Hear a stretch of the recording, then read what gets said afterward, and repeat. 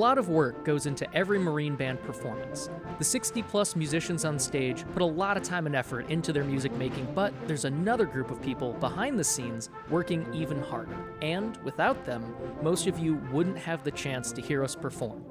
I'm talking, of course, about our incredible Recording Lab team. Thank you for joining us today, wherever you may be listening. We have quite the panel for you today.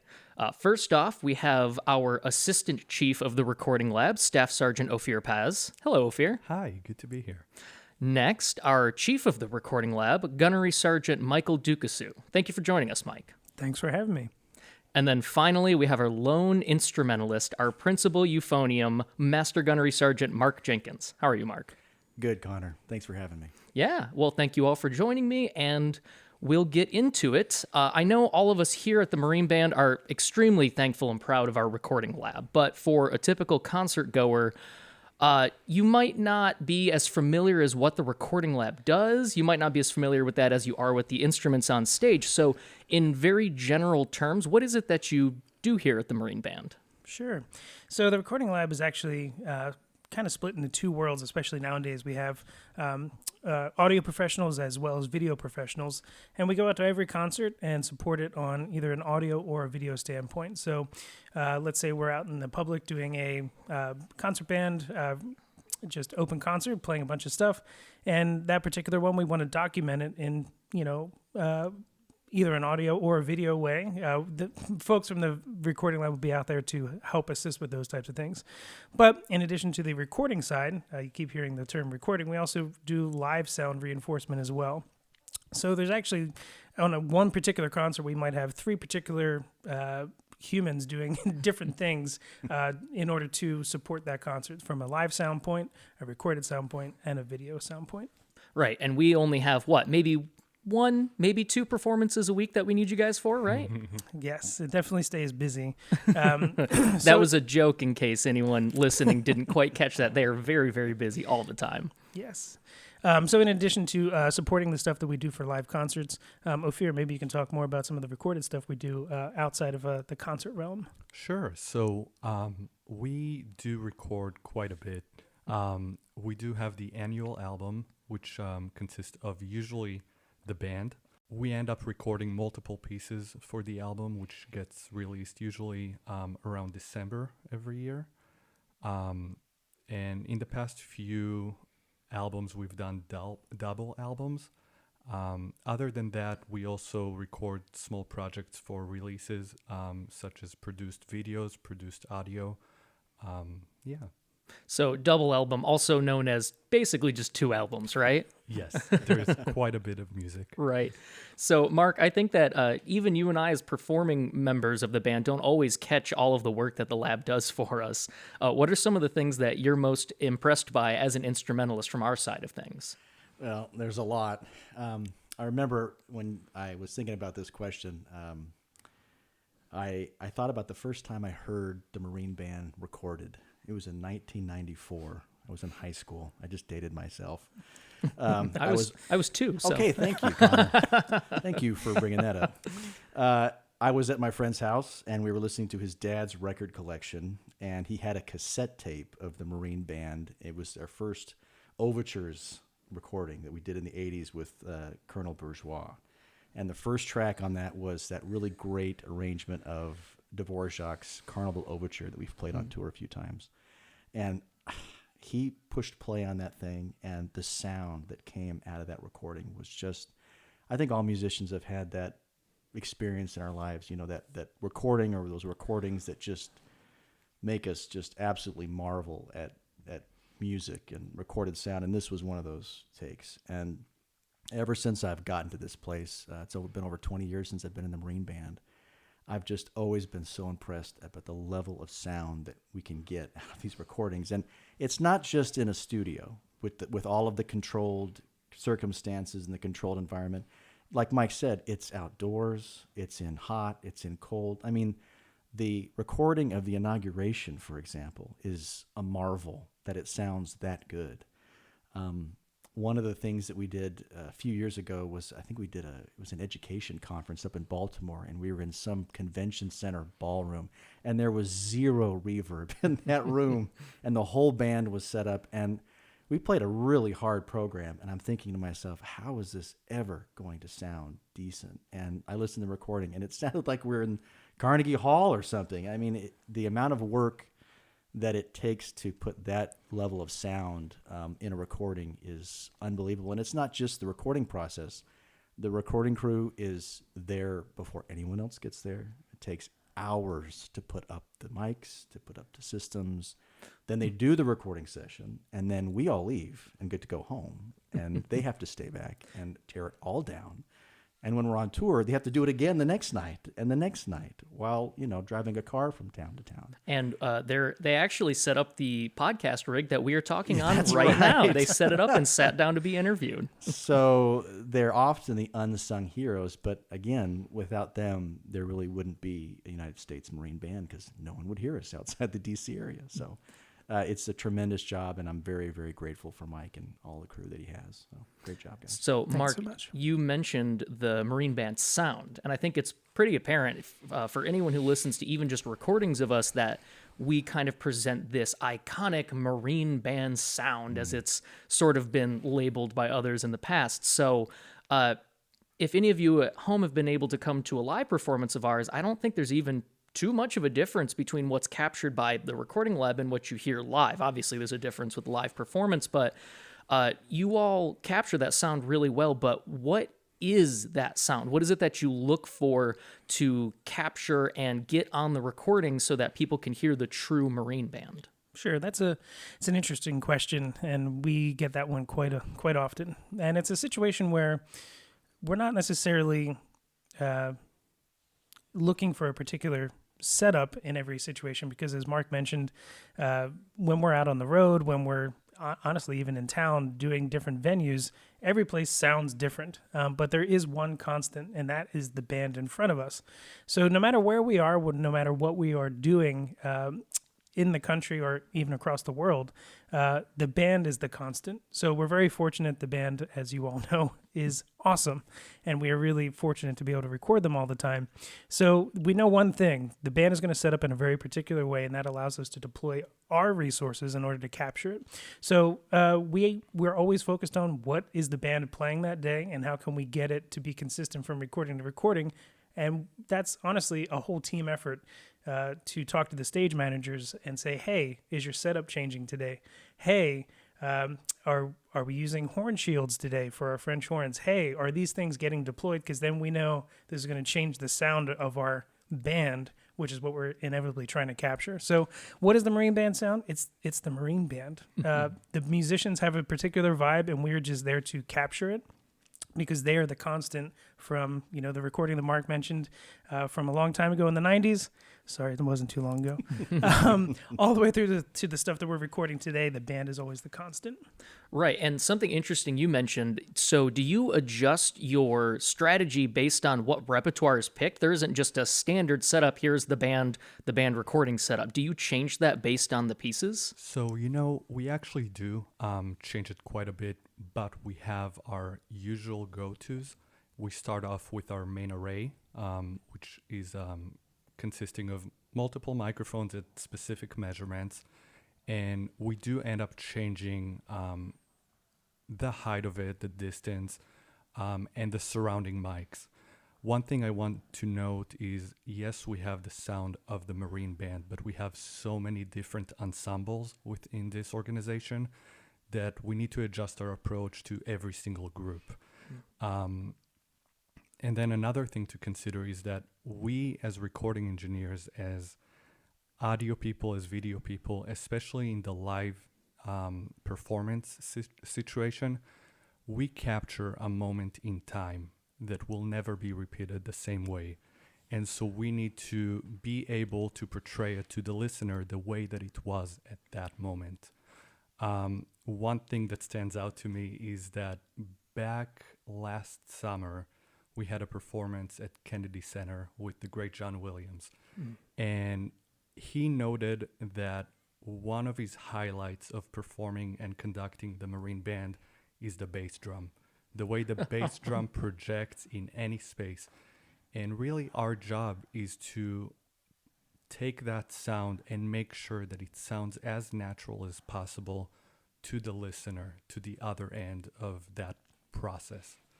I remember I was on that concert actually with Maestro Williams, and I remember him specifically mentioning, "Oh, I love this band's bass drum. I love how this band plays their bass drum." And I just thought that was so neat that he cued into that, and then you all pick up on that and translate that to a recording. So there's some element of sort of maybe improv when it comes to each individual piece and group. Absolutely. Yeah, for sure. I think a lot of it is it's a very scientific job. It is engineering after all, but it's also experience and adjusting basically to the last second, because we can look at a microphone array and know that this will work or this might need to get adjusted and fixed. Absolutely. Yeah. And to Ophir's point, we have documentation from our predecessors of things that they've done through the years. And we've kind of taken that approach and say, okay, here's what we were doing, in the early 2000s. Here's what we were doing in, 2010. And, while our technology is changing, we are still honestly using some of those techniques today, but modified to the point that Ophir was just talking about. One other thing that Ophir alluded to is that we are recording a lot of different ensembles. In fact, just this past calendar year, we released our first ever orchestral album. And, I think we will probably be doing some more of that stuff down the line. But our first commercial orchestral album didn't really have that data to pull from. Since it was the first commercial recording we've done for that ensemble, we went into this space we've never recorded in. The band has done some work there, but this team of recording engineers hadn't worked there before. And, we assessed the room and deployed some tools that we thought would get the product that the Colonel wanted at that time. So speaking of all of this incredible knowledge, something that's unique to the Marine Band is just how specialized each of us are at our job.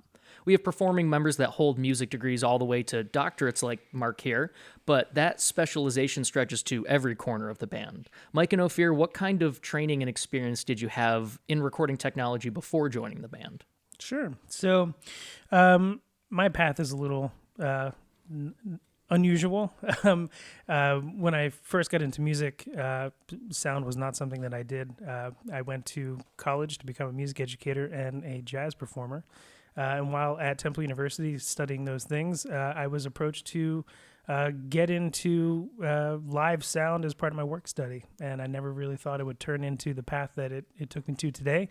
But from there, I took every single recording class that Temple offered. From there, I went on to get a master's degree in audio engineering. It's a Master of Music and a music production track. And from there, just started doing a bunch of production work. Started my own company where I was doing live recordings at location events, much like we do with the Marine Band now. So the path was a little bit, started as a music teacher, started to do recording, and then saw a Marine Band post to become a recording engineer and said, didn't know that was a thing. And here we are talking today. Yeah, so my journey actually started, as most musicians, at a very young age. And I think I started playing saxophone when I was around All right. 6. And that was just a lot of fun. It was the musical experience, the way I could truly express who I am.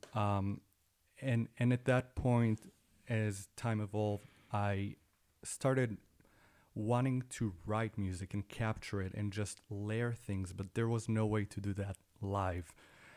So I bought this $200 recording software package and started truly just putting things together. Never thought of recording to be something I wanted to go into. I just wanted to create. After that, after a long time, I did end up going to the Cleveland Institute of Music for recording, for audio recording. And there I participated in the recording arts services, which we recorded for all the ensembles, all the chamber concerts, recitals. I did a lot of freelancing on the side. And Yeah, like Mike, I never thought the Marine Band would be an option. Never was in my preview. But once it was the goal. It was what I wanted, and here we are. Wow, that's a lot of training. I think the extent of my recording knowledge is a couple of YouTube videos I watched a few years ago. Maybe that's about it. How to get the best sound out of your cell phone recording device. But Ophir, you alluded to this earlier. For me, the crown jewel of the recording lab, from my perspective, is the Marine Band's albums. And we put out about an album a year, not counting the extra projects and the double albums, and it always turns out fantastic. From our side as performers, it's already a lot of work, but even more so for the lab. You mentioned these albums release in December. Well, we record them in March. Yes. So what sort of challenges go into constructing an entire album of band music? Well, when it comes to any of these projects, it's all about the planning. And right out of the gate, when we hear from the command, hey, this is going to be our album that we have coming up, the support staff kind of springs into action. The library starts making scores for everybody to preview the music that's going to be coming out on that album. We sit down with the command and say, okay, we now see the music, we're holding it. What kind of things are you hoping to get out of this recording? And in essence, the whole team starts to communicate about, here's what we want the end product to be. From there, the lab says, cool, we now know what everybody wants. Now we're going to figure out how to get that. And that's kind of a multi-pronged approach. So there's the whole tech side that we have to sort out, which is all the equipment that needs to be built in order to record. One thing that's really unique about the Marine Band is we actually go off-site to record all of our commercial recordings. Out in the world, there are many recording studios that people will go to, and everything is built into the studio. So the group rolls in, everyone patches in, and away you go.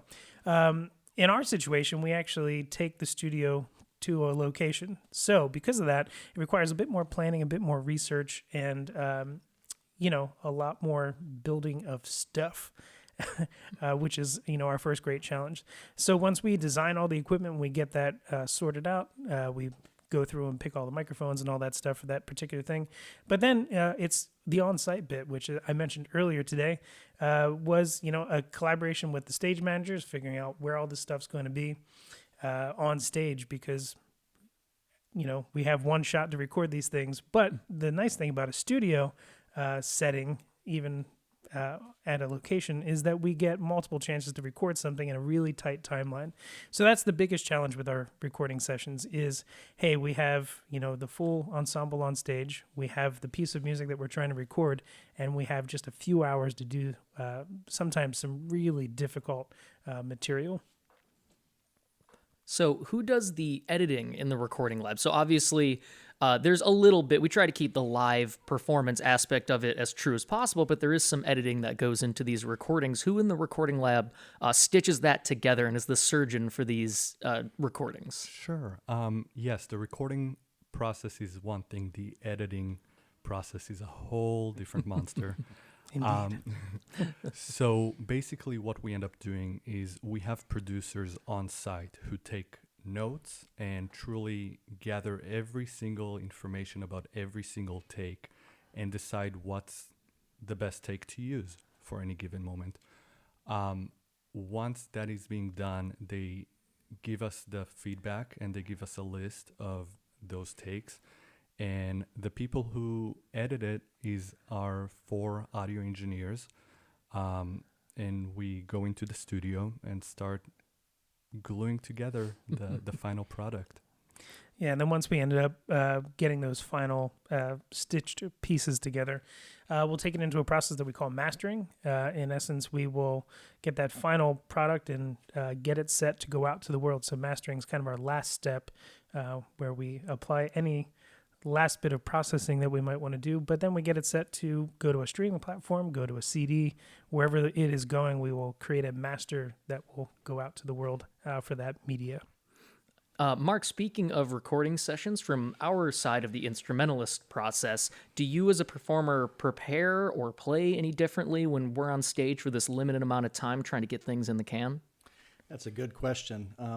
I don't think that I prepare any different when I'm preparing for a performance versus a recording session. I don't know about you, but I think that one thing that all professional musicians know when they walk into a recording studio is you know that before you leave there, you have to play it perfectly at least once, probably multiple times. And there's a pressure that goes with that. However, unlike a performance on stage, when you know you only have one shot, at least in a recording studio, you know that there's at least the option, probably the necessity of having multiple takes. So, if you make a blip here or there, you have the option of doing it again, it's a good feeling.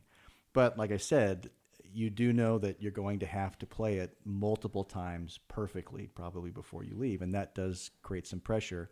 And it's definitely on the minds of musicians when we're preparing to enter into recording studios. One thing that's helped me a lot in my career has been to record myself in my practicing. It's not something new and innovative, but it does help a lot because what it does for me is it allows me in real time to hear what I sound like on tape in the comfort of my own home and to see if there are technical problems with what I'm playing, if there are musical problems with what I'm playing, and I can instantly hear and adjust in real time. And also, and this might just be me, but whenever I push that little red button on my cell phone, even though I know I'm the only one in the room and I'm the only one that will ever hear that track, there's just a little bit of pressure that comes into, your mind, like, oh, we're recording this, okay. And even though it's just minimal, it still, I feel, conditions me as a performer to kind of accept that pressure that you feel when you walk into the recording studio and that little red light next to the conductor's podium pops on. You're like, okay, this is business time. Here we go. But the recording aspect in my practice also allows me to develop my ear so that I can hear if there's changes that need to be made musically in the moment. So if we're in a recording session, this is also really good thing about having multiple takes is because when you're in a recording session and you've practiced a certain solo a certain way in a piece, and for whatever reason, in the context of that day and that music and that space, it just doesn't seem to work, you can change it and you can talk with the conductor or maybe your colleagues in the band and maybe interpret it a different way in that moment. And then our great recording engineers will put that in the final recording, and it'll sound so much better than maybe if it was just a performance on stage and you had one shot at it. So I think the recording bit is definitely something that I do. But other than that, you just have to be on your game and do your very best. But the recording sessions in the Marine Band have been some of my most favorite memories. They've been the moments where some of the greatest music that I've made in this ensemble have happened. So it's been a great experience. I always find that I get a little more nervous at a recording session. I'm fortunate enough to not struggle with too much performance anxiety when it comes to being on a stage. But yeah, when that red light goes on, suddenly the comfort of the practice room dissolves from away around me, and I have to think about who I'm playing with, what I'm doing, and I'm maybe a little bit more aware of the rest of the ensemble in a recording session. And I do want to add to what Mark was saying is that as a recording engineer, I feel so fortunate that the Marine Band, the President's own Marine Band, is one of the most consistent groups I have worked with, and I'm sure many people have worked with. Every single take that we do is almost militant, if well, imagine that. Military precision. Just timing, pitch, any sort of musicianship does follow from take to take, which is wonderful for our process. Well, when you're ordered to play it well, you got to play it well. There No, you go. it does no There's no order. Yeah, nothing like that. Well, our listeners may not know this, but the Marine Band actually has a big part in the history of recording technology. We took part in some of the earliest forms of recording. Mark, what kind of recording did the Marine Band first take part in? Well, the first medium that we were recorded on, believe it or not, was a cylinder made of wax. Well, it all starts with, of course, Thomas Edison, who patented his phonograph machine, I think in 1878, something like that. And at that time, his first material that he recorded on was a cylinder wrapped in that sort of a tinfoil material that registered vibrations from a a funnel or a horn that would channel the vibrations down to a little membrane that would excite the needle that would basically inscribe in this tinfoil material. And he tried to sell it. It didn't go very far. So he kind of put it on the back burner for just a little project that he was tackling. It's called the light bulb. He invented the light bulb, and then he went back to the phonograph. That's how successful he was. Priorities. Yeah, And so after he, changed the world with the light bulb, he decided to go back to the phonograph because he had some competition from a rival by the name of Alexander Graham Bell, who had, in the interim, figured out that recording on a wax cylinder was actually more precise than the little tinfoil thing that Thomas Edison had designed, a decade earlier. So Edison rightly said, well, I've got to get into this business again. So he tried again to market it. But this time he sold licenses to people around the country to actually start up their own business and just sell his product wherever they were. So 2 former government clerks here in Washington, they quit their jobs and they bought, with their money, they bought a license from Thomas Edison to start their own company here. And they called it the Columbia Phonograph Company. And it was right up here on Pennsylvania Avenue, not too far from where we're sitting. And their marketing strategy was very simple. They wanted to market these machines, which Edison had originally thought they would be best as voice dictation machines. So instead of writing something down, you could just record your own voice, and then you'd have a cylinder, a record of it that you could play back. So they thought that if they could get a government contract for these machines, they could make $1 million, and they could, have them in every agency in Washington, D.C. And so if you had a memo or you had some sort of letter that needed to be transcribed, instead of bringing your secretary in and having to do it in shorthand and then transcribing it in longhand and then making copies, you could just make a couple of these cylinders and just pass them around and people could have the letter. Well, it didn't work like that, unfortunately. They didn't sell many machines, and so their company started to flounder, and they started to think, well, where else can this possibly work, this machine and the wax cylinders? And they actually found that amusement parks and arcades, penny arcades, use them as attractions. They would buy the machine, and they would get a local performer to record anything. They would record sounds. They would record someone reciting a poem or the Gettysburg Address or someone singing a song. And then they would charge a nickel or a penny for someone to listen to that wax cylinder. And so it became a real popular attraction. And they started going to the Columbia Phonograph Company and saying, hey, do you have any more of these cylinders? And so pretty quickly, these 2 guys realized, well, we're going to be making more money off the cylinders rather than the machines themselves. So they started producing their own wax cylinders, and they started getting local talent to do that. But they ran into their first problem, and which was scale. They couldn't reproduce the wax cylinders. There was no process to make a carbon copy of a wax cylinder. So let's say you had a client come in and say, I want this guy reciting the Gettysburg Address. I want 10 copies of it. You'd have to get that person in a studio with one phonograph machine, and he'd have to recite it 10 times flawlessly to get the 10 copies. So you can see that that's a problem. Yeah. I mean, it's just not very practical. So then they said, well, let's try this. Let's get a bunch of phonograph machines and put it in one room, and then have the one guy reciting the Gettysburg Address, and he just says it, and all the machines pick it up. Well, that didn't work either, because the needles at the time were pretty stiff in engraving in the wax, and you had to have a lot of sound going into that horn to make them etch correctly on, am I getting this right? Absolutely. Etch correctly on the wax cylinder. And so they needed a large sound, and they needed multiple people in the room to make this large sound. Oh, I see where this is going. Enter the United States Marine Band, which actually, we were their neighbors. We were right down the street.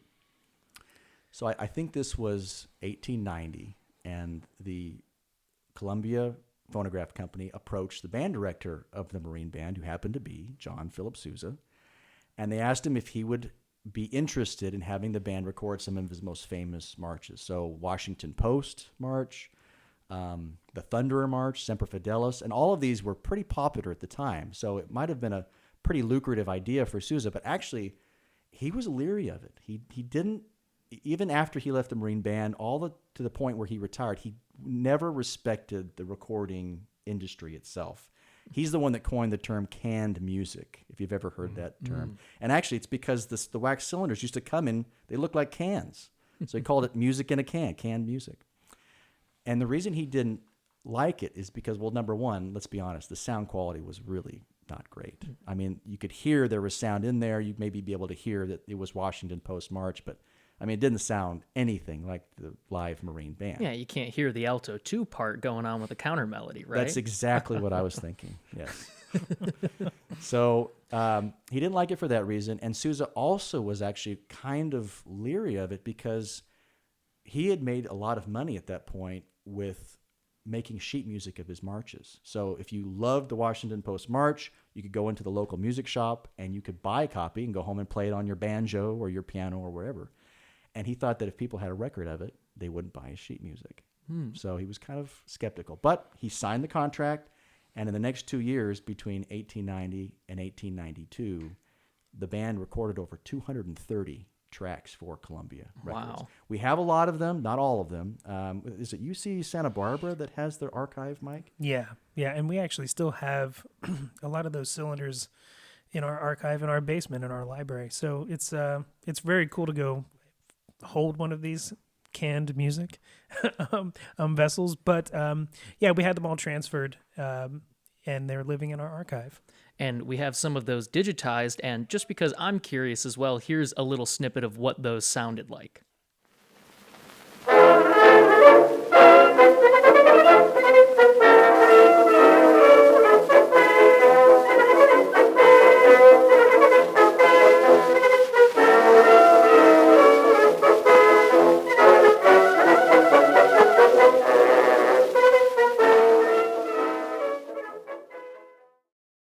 Okay, maybe not as high quality as the stuff we put out today, so, but that's what they had back then, and John Philip Sousa himself helped enter the Marine Band into recording technology history. Absolutely. And, you know, we do recording beautiful halls like Carnegie Hall, Severance Hall, and in gyms and many different spaces. But one place that does stand out to me as a challenging place to record was in the NASA PACE. This is where NASA was building the PACE satellite, and they had a sort of sound room. There was this big industrial room with like 40-foot tall doors, and they would subject the satellite to a bunch of sound tests. And so we went and played in that. Yes, it was a beautiful reverb chamber, very loud. We brought quite a few musicians in there, not our full ensemble, but it was hefty, to say the least. We did end up recording many different groups in there, but after all, that space was not ever meant for a musical recording. It was to test the capacity of which any sort of hardware that goes up to space can handle reverberation. So I believe we were the first musical ensemble or organization that has played in that space, and it was incredible. And it was a challenge to record in. Absolutely. I remember testing to see how many decibels we could get from the band, and I think we topped out somewhere around 130. Yeah, that's great. That sounds about right. Yeah. which, It was dangerous. yes, and you know, for the listeners, we did wear hearing protection for that particular endeavor because that is a level of volume that no one should be around for a significant amount of time.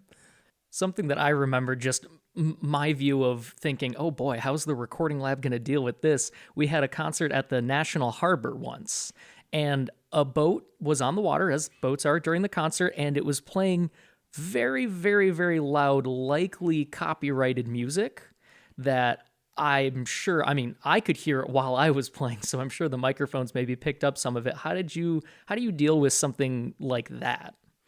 Yeah, that's a tricky bit because, you know, again, when these concerts are happening, especially something like the concert you're mentioning, you know, the engineer that's on site for that particular event is primarily focused on, hey, we have a live sound event happening, and, you know, making sure things coming out of the speakers are good, and you check in on your recording to see how it's going, and you're like, oh man, now I've got this background track happening.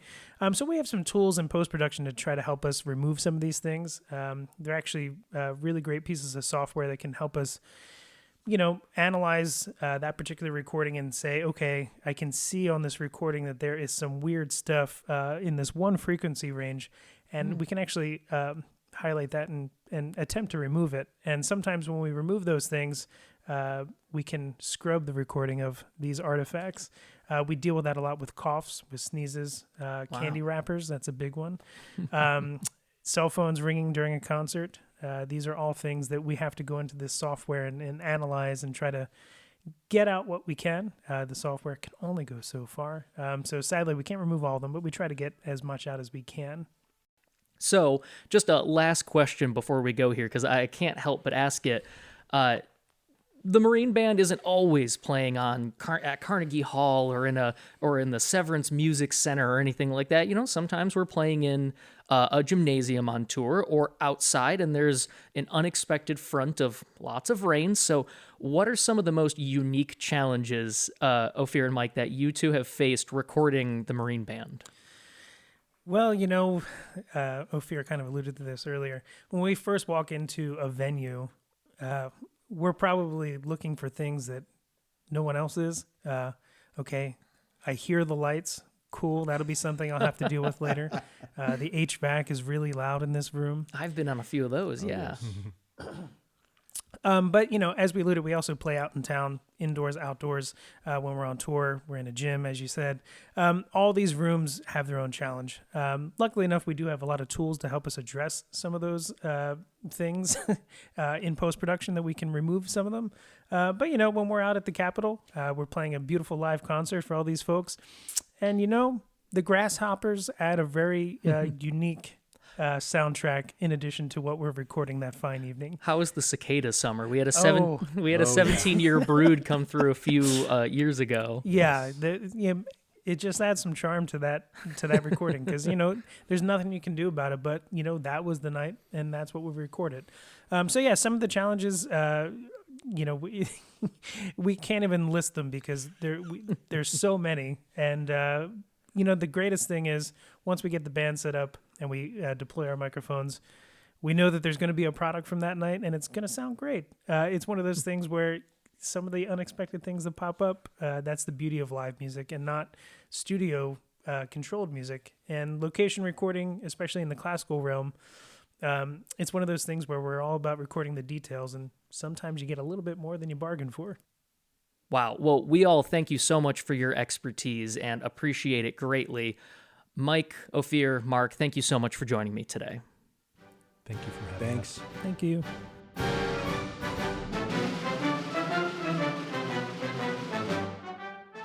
This episode was written by Staff Sergeant Connor Mikula, produced and edited by Staff Sergeant Joe Cradler. Recorded in John Philip Sousa Band Hall at Marine Barracks, Washington, D.C.